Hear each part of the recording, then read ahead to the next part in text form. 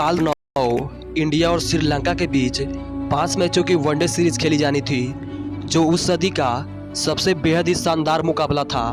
पर इसी मैच के बीच में ही श्रीलंकाई दर्शकों ने ईशांत शर्मा पर नट चलाकर हमला कर दिया, जिसे देख सब कोई हैरान हो गए। आज श्रीलंकाई दर्शकों के साथ साथ अंपायर भी भारतीय खिलाड़ियों के साथ अन्याय कर रहे थे। पहले भगवान को बिना आउट के आउट दे दिया और फिर से दूसरी बार कुलशेखरा के अपील करने पर युवराज को भी बिना आउट के आउट दे डाली। और ऐसी शर्मनाक अंपायरिंग को देखकर युवराज ने अंपायर को काटे तक की धमकी दे डाली। आज युवराज का ऐसा चंडाल रूप देखकर पूरी दुनिया के साथ साथ अंपायर भी थर-थर कांप रहे थे। और युवराज का डर क्या होता है ये आगे भी देखने को मिला। अब मैच की शुरुआत होती है। महिला जयवर्धने ने सिक्का उछाला और धोनी के पक्ष में जा गिरा। इस मैदान के इतिहास को देखते हुए धोनी ने पहले बैटिंग करने का फैसला किया। भारत की तरफ से मुल्तान का सुल्तान कोलंबो में कोहराम मचाने के इरादे से भगवान के साथ मैदान पर उतरता है। शाहबाग का पहली बॉल पर बड़े शॉट की तलाश करना लंका को घबरा रहा था और आखिरकार दूसरी गेंद को शाहबाग ने बाउंड्री के लिए भेज ही दिया। शाहबाग आज विस्फोट करने के मानसा से मैदान पर आए थे, परंतु तीसरे ओवर में जो हुआ उसने पूरे क्रिकेट जगत को सन्न कर दिया। क्रिकेट का भगवान अंपायर के गलत फैसले का शिकार हो गया। सचिन का ये मायूस चेहरा अंपायर की नाकामी का गवाही दे रहा था, क्योंकि जब रिप्ले में देखा गया तो गेंद स्टंप से दूर जा रही थी और सचिन तेंदुलकर मैदान से। अब गौतम इतने गंभीर परिस्थिति में स्थिति को संभालने मैदान पर आते हैं और सहवाग के साथ मिलकर गौतम ने भी चौका लगाना शुरू कर दिया, क्योंकि 5वें ओवर में कुलशेखरा को 2 बेहद ही शानदार चौका मार गौतम ने उनके जश्न को मातम में बदल दिया। शेखरा का मानो कुल ही लूट चुका हो, उनका चेहरा इस बात की गवाही दे रहा था। इसके बाद वीरेंद्र सहवाग ने 6ठे ओवर की पहली गेंद पर चौका लगाया। लगातार चौके छक्कों की बरसात हो रही थी। अब 7वें ओवर की पहली गेंद पर गंभीर ने भी चौका लगा दिया। ये दोनों ही खिलाड़ी श्रीलंका की लंका लगा रहे थे, पूरी तरह से उनके गेंदबाजी को डोमिनेट कर रहे थे। भारतीय टीम के लिए पहला पावर प्ले अच्छा गुजर रहा था, लेकिन महरूफ की गेंद पर गंभीर संगकारा को कैच थमा बैठे। गौतम 27 रनों की पारी से टीम को गंभीर हालात से बाहर निकाल चुके थे।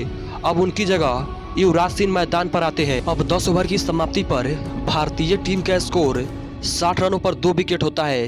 अब एक बार फिर से शाहबाग ने कुलशेखरा को चौका मारा। आज शेखरा सबके निशाने पर होते हैं, मानो किसी मंदिर में पड़े घंटे की तरह थी। जो भी चाहता उनको बजा जाता। ये दोनों खिलाड़ी गेंदबाजों की खूब धुनाई करते, परंतु शाहबाग से एक बड़ी गलती हो गई। उन्होंने एक बेहतरीन शॉट खेला, उस पर दौड़कर 2 रन ले लिया, पर तीसरे के प्रयास में टीम को शाहबाग के रूप में तीसरा झटका लग गया। शाहबाग ने मात्र 24 गेंदों पर 42 रनों की विस्फोटक पारी खेली। श्रीलंका के लिए इनका विकेट गिफ्ट में मिला था। अब युवराज का साथ निभाने सुरेश रैना मैदान पर आते हैं। युवराज श्रीलंकाई गेंदबाजों को लगातार पीट रहे थे और कुछ बेहतरीन शॉट खेलकर इस स्कोर को 18 ओवरों तक 100 के पार पहुंचा दिया। एक वक्त था जब अजांता मेंडिस को देखकर बल्लेबाजों के पैर कांपते थे, तो वही आज युवराज की मार से मेंडिस की पतलून गीली हो रही थी। अब 20 ओवरों का खेल समाप्त हो चुका था। स्कोर 117 रनों पर 3 विकेट होता है और एक बार फिर से मेंडिस पर मार पड़ी और युवराज ने एक ऐसा लंबा छक्का मारा जिसे देख हर कोई दंग रह गया। युवराज के दबंगई से हर कोई परेशान था, क्योंकि सिक्सर किंग का ऐसा चाल चलन, ऐसा बिहेवियर उनको और भी डरा रहा था। अब सुरेश रैना ने दिलशान का दिल तोड़कर महिला की इज्जत को तार तार कर दिया और एक बेहद ही बेहतरीन छक्का लगा दिया। उसके बाद युवराज ने मुथैया को चौका जड़ अपना और शतक भी पूरा कर लिया, लेकिन उसके बाद असंतन उछाल ने रैना का विकेट दिला दिया। सुरेश रैना ने 29 रन बनाए, परंतु उसके बाद जो हुआ उसने पूरी तरह से क्रिकेट जगत को शर्मसार कर दिया। आज युवराज के सामने कोई भी गेंदबाज होता वही हश्र होता जो युवराज चाहते थे, पर कुलशेखरा की गेंद पर युवराज ने शॉट खेला। गेंद बल्ले से लगकर पैड पर लगी और शेखरा के दोगलापन ने अंपायर को आउट देने पर मजबूर कर दिया, जिस पर युवराज सिंह आग बबूला हो गए क्योंकि युवराज आउट नहीं थे। श्रीलंकाई खिलाड़ी अपनी नीच हरकत पर जश्न मना रहे थे क्योंकि यह बात उनको भी भली भांति पता था कि एक और भारतीय खिलाड़ी खराब अंपायरिंग का शिकार हो गया। युवराज सिंह ने इस पारी में 66 रन बनाकर पवेलियन चल दिए।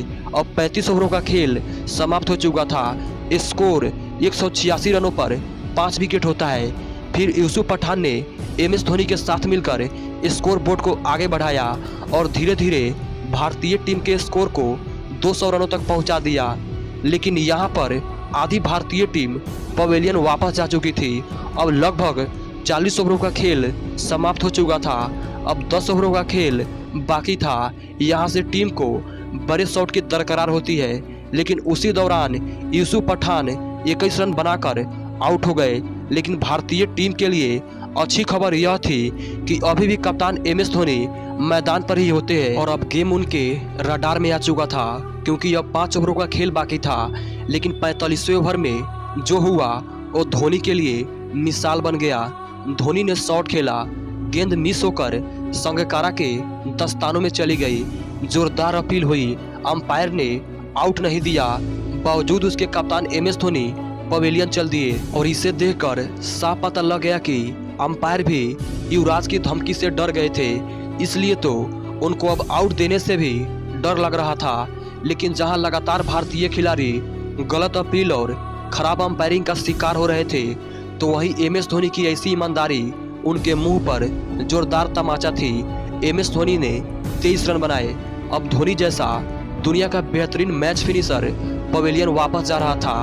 अब क्रीज पर 2 गेंदबाज होते हैं, लेकिन 47वें ओवर में दोनों ने मिलकर गेंदबाजों को आड़े हाथ लिया और परवीन कुमार ने पहले तो एक चौका मारा, फिर जाहिर खान ने एक लंबा छक्का लगाया। परंतु भारतीय टीम के लगातार विकेट गिरते रहे और 50 ओवर की समाप्ति पर भारतीय टीम ने 9 विकेट खोकर 256 रन बना लिए। यह स्कोर श्रीलंका के लिए कुछ खास नहीं था। अब श्रीलंका को इस मैच को जीतने के लिए 50 ओवरों में 257 रन बनाने थे। अब श्रीलंका पारी की शुरुआत होती है। अब तक किसी को नहीं पता था कि यह मैच रोमांचक मोड़ पर चला जाएगा। श्रीलंका की तरफ से तिलक रत्ने दिलशान और सनत जयसूर्या ने पारी का आगाज किया और जाहिर खान की पहले ही गेंद पर भारतीय खिलाड़ियों ने जोरदार अपील किया, पर अंपायर ने ठुकरा दिया। उसके बाद दिलशान ने पहले ओवर में ही जाहिर को एक चौका मार अपने इरादे को जग जाहिर कर दिया। पर जाहिर का इरादा तो कुछ और ही था, क्योंकि तीसरे ओवर में दिलशान जाहिर की जंजीर में फंसकर ईशांत शर्मा को कैच थमा पवेलियन चल दिए। अब कुमार संगकारा ने जयसूर्या के संग मिलकर पारी को आगे बढ़ाया और 6 ओवरों तक इस स्कोर को 33 रन तक पहुंचा दिए। पर ईशांत शर्मा ने जयसूर्या को बाउंड्री पर कैच करवा श्रीलंका को दूसरा झटका दे दिया। सनत जयसूर्या ने 17 रनों का योगदान दिया। अब सूर्या का अस्त होने पर महिला मैदान पर आते हैं, लेकिन परवीन कुमार को महिला के साथ संगकारा का संग पसंद नहीं था और संगकारा को पवेलियन का रास्ता दिखा दिया। यहाँ पर श्रीलंकाई टीम पूरी तरह से दबाव महसूस कर रही थी। हार की महक श्रीलंकाई खेमे में गूंज रही थी, क्योंकि महज 36 रनों पर 3 विकेट गंवा चुकी थी। लेकिन अब आगे विकेटों का सूखा पड़ने वाला था, क्योंकि पहली बॉल पर कडम्बी ने चौका लगा दिया और अगली कुछ ओवरों तक इन दोनों ने भारतीय गेंदबाजों की जमकर खबर लिया। एक तरफ से कडम्बी तो दूसरी तरफ महिला का आक्रमण जारी था। इसके बाद इन दोनों बल्लेबाजों पर दबाव आना शुरू हो गया। दोनों ने तो विकेट को नहीं गंवाया, परंतु 50 रनों की पार्टनरशिप बनाने के लिए 93 गेंदों का सामना कर लिया। भारतीय गेंदबाजों की कसी हुई गेंदबाजी श्रीलंकाई बल्लेबाजों को परेशान कर रही थी। उसी दौरान श्रीलंकाई दर्शकों ने ईशांत शर्मा पर नट फेंक कर मारा था। श्रीलंकाई दर्शकों का ऐसी शर्मनाक हरकत उन्हें शर्मसार कर रही थी। श्रीलंका की तरफ से पिछले 15 ओवरों तक एक भी बाउंड्री नहीं आई थी और यदि ऐसे ही चलता रहता तो श्रीलंकाई टीम मैच को हार जाती। इसलिए महिला ने रैना का एक छक्का मारकर इस सूखे को खत्म कर दिया। अब दोनों खिलाड़ी अपने अपने 85 के करीब होते हैं। तभी महिला जयवर्धने ने 74 गेंदों पर अपना अर्धशतक पूरा कर लिया। इसके बाद महिला जयवर्धने ने अपना हाथ खोलना चाहा और प्रज्ञान ओझा को 12 शॉट लगाने के चक्कर में अपना विकेट फेंक कर वापस पवेलियन चल दिए। महिला जयवर्धने 52 रन बनाकर पवेलियन वापस चल दिए। इसके बाद इसी सिंगल के साथ कदम्बी ने 95 गेंदों पर अपना 50 पूरा कर लिया। यह 50 बहुत ही स्लो आया था। अब 38 ओवरों की समाप्ति पर स्कोर 150 रनों के पार होता है। यहाँ से श्रीलंका को 72 गेंदों पर 107 रन बनाने थे। अब इन दोनों ने धीरे धीरे पारी को आगे बढ़ाया, लेकिन 42वें ओवर में दोनों ने मिलकर प्रहार करना प्रारंभ कर दिया। अब भारत की मुश्किलें लगातार बढ़ती जा रही थी, क्योंकि बाउंड्रीज पर बाउंड्री जा रही थी।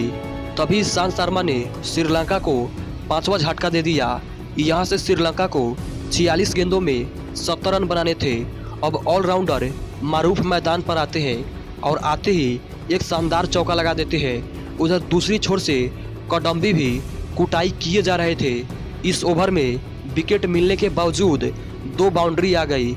इसी के साथ MS धोनी की भी लगातार मुश्किलें बढ़ती जा रही थी और इसी दौरान जाहिर खान की एक बेहतरीन गेंद स्टंप को हिट किया, परंतु बेल नहीं गिरती है और उस पर भी चौका आ गया।